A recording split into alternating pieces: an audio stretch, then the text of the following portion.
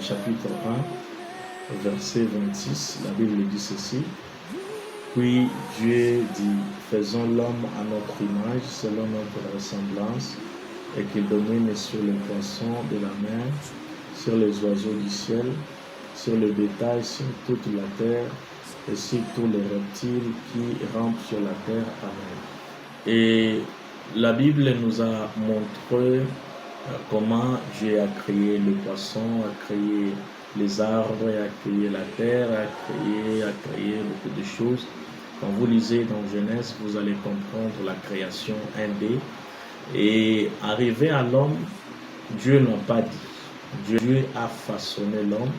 Il a dit, faisons l'homme à notre image, selon notre ressemblance. Donc l'homme n'est pas une créature comme les autres, parce que Dieu lui-même sait former une créature qui sera comme la photocopie de Dieu. C'est-à-dire, quand vous lisez dans Genèse, la Bible dit, Dieu souffla dans ses narines et cette poussière tirée de la terre est devenue un être vivant. Alors, si vous regardez bien, en réalité, l'homme n'existe pas.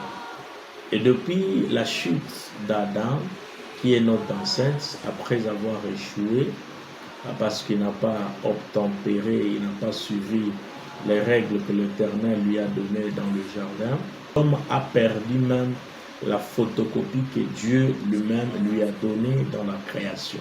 Dieu a pris la décision dangereuse, et cette décision était que il ne restera plus en dehors de l'homme et déguiser lui-même. L'homme, c'est l'homme qui a perdu son image depuis le jardin, qu'il puisse retrouver l'image de l'origine, donc l'image de l'origine. Et Dieu a pris la décision de ne plus laisser l'homme seul et de rester en lui. 1 Corinthiens 3, vous pas que vous êtes le temple du Saint-Esprit, c'est-à-dire Dieu n'a plus la place au ciel, Dieu habite en l'homme. Si Dieu n'habite pas en toi, tu as la mort. C'est comme la création. Dieu, lorsqu'il a créé le poisson, il a mis des limites. Il a dit au poisson, toi, tu ne vivras pas très longtemps en dehors de l'eau. Parce que si tu n'as pas Christ, qui n'a pas Christ, n'a pas la vie. Parce que depuis Genèse, grâce à la venue du Christ, et la Bible dit, celui qui croit en lui, il a la vie éternelle, parce que Christ est le chemin, la vie et la vérité. C'est-à-dire, quand vous avez Christ, vous avez la vie éternelle. Quand vous avez Christ, vous avez la vérité. Quand vous avez Christ, vous avez le chemin. Tu ne connais pas la route, c'est lui qui connaît la route.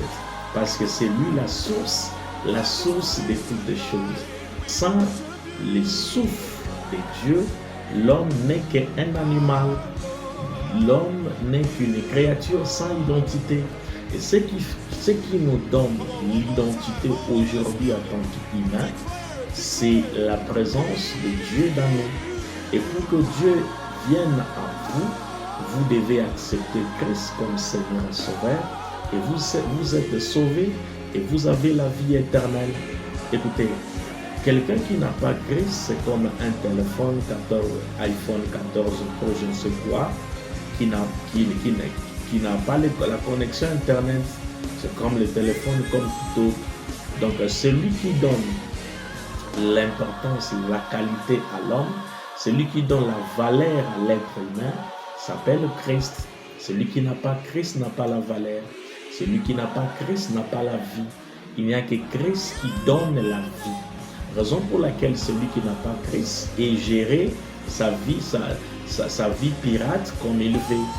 Il est dans l'impudicité, il boit, il fait ce qu'il veut, il tue les gens, il est dans l'escroquerie. Pourquoi? Parce que la vie qu'il a, c'est la vie pirate. Mais lorsque vous acceptez Christ, Christ vous donnera la vie originale et vous ne resterez plus la même personne. Si vous n'avez pas encore accepté Christ, c'est le moment de le faire parce qu'il a accepté de laisser son trône afin que moi et vous, nous soyons sauvés et que nous ayons la connexion du débit. Si on vous donne toutes les femmes de ce monde, si vous n'avez pas Jésus, vous êtes mort. Vous voyagez partout dans le monde. Si vous n'avez pas Jésus, vous êtes un mort. Jésus est la solution de l'humanité. Jésus est la solution à tous ces problèmes que vous avez.